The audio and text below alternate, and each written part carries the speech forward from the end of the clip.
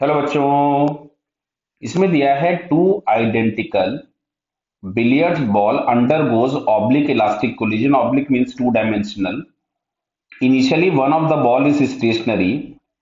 If initial stationary ball after collision moves in the direction making an angle 37 degree with the direction of initial motion of the moving ball, then angle through which initially ball moving is deflect. Clear. देखो ये कायदे से तो result है आपको पता होना चाहिए कि अगर दो इलास्टिक ऑब्जेक्ट्स हैं जिनके मासेस सेम हैं, ऑब्लिक कोलिजन करते हैं, उनमें से एक ऑब्जेक्ट अगर रेस्ट पे है तो कोलिजन के बाद दोनों वेलोसिटीज के बीच में एंगल जो होगा वो 90 डिग्री हो जाता है. ये रिजल्ट वैसे आप याद रखें.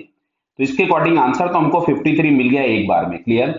अब ये कैसे होता है चलो ये मैं आपको डेराइव करके दिखा देता हूं, बट आपको ये रिजल्ट याद रखना है आज के बाद. ये मान लेते हैं कोई भी एक बॉल थी जिसका इनिशियल वेलोसिटी कुछ यू था, इसका मास एम था, ये दूसरी वाली बॉल रेस्ट पे थी. ये बिफोर कोलिजन है. आफ्टर कोलिजन हम लोगों ने बोला कि ये इनिशियल डायरेक्शन था. मान लेते हैं इनमें से कोई एक वाली जो बॉल है वो किसी v1 वेलोसिटी से इधर चली गई. ये वाला एंगल कुछ भी θ1 है, मास इसका m ही है अभी भी. और दूसरी वाली बॉल कहीं इधर चली गई जिसकी वेलोसिटी कुछ भी v2 है, इसका एंगल यहां पे θ2 है. क्लियर.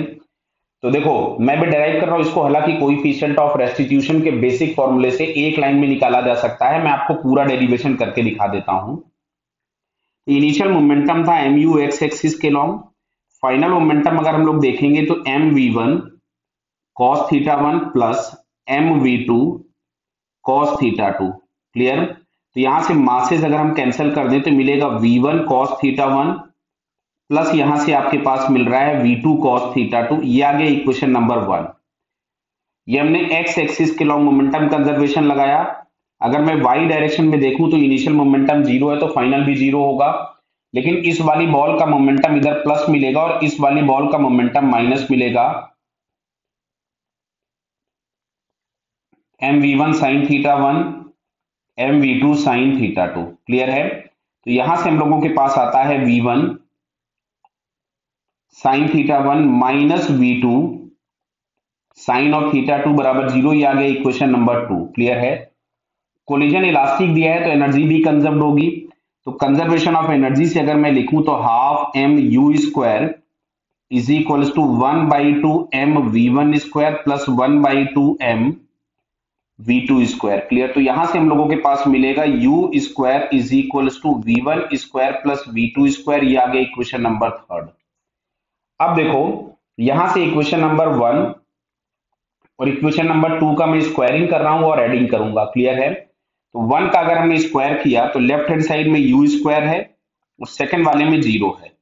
राइट हैंड साइड में हम इसका स्क्वायर करेंगे पूरे का. तो यहां से हमारे पास मिलेगा v1 square cos square θ1 plus v2 square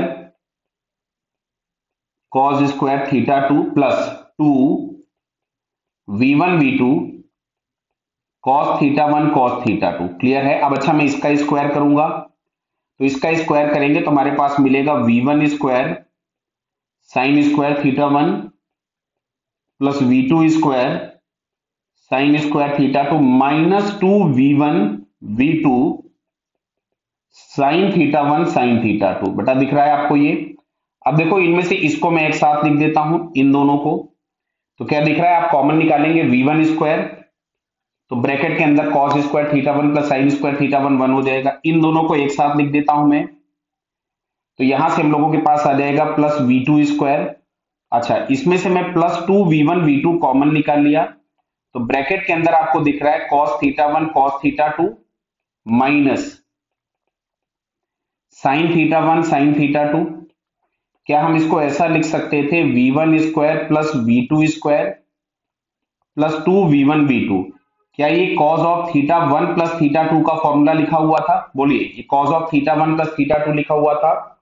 अब इक्वेशन नंबर 3 अगर हम लोग यूज करें तो इस v1 square plus v2 square, यहां पे u स्क्वायर था ये, इसको अगर हम लिख ले बराबर तो ये कैंसिल हो गया. तो फाइनली आपके पास यहां से आता है 2v1 v2 cos of θ1 plus θ2 is equal to zero. तो ये जीरो तो था नहीं तो जीरो हमारे पास क्या हो गया, cos of θ1 plus θ2 is equals to zero. तो क्या यहां से हम लोग लिख सकते थे कि θ1 प्लस θ2 इज 90। तो एक एंगल अगर 37 दिया था तो दूसरा एंगल क्या 53 हो जाएगा, समझ में आ रहा। तो θ2 बराबर हमारे पास कितना हो जाएगा 53 डिग्री, क्योंकि θ1 आपको 37 दिया था कि deflection of one ball is 37, then other will be. तो देखो यहां से एंगल दिया हुआ है 37, देखिए दिया हुआ था, क्लियर। तो ये हमारे पास आ जाएगा 53। तो ये पूरा डेरिवेशन मैंने आपको करके दिखा दिया, बट आपको ये रिजल्ट याद रखना है कि दो बॉल जिनके मास बराबर हैं, जिनमें से एक पहले से रेस्ट पे है, दूसरी मूविंग है, कोलिजन इलास्टिक टू डायमेंशनल होता है, तो दोनों की फाइनल वेलोसिटीज के बीच में एंगल हमेशा क्या बनेगा 90 डिग्री। क्लियर है बेटा।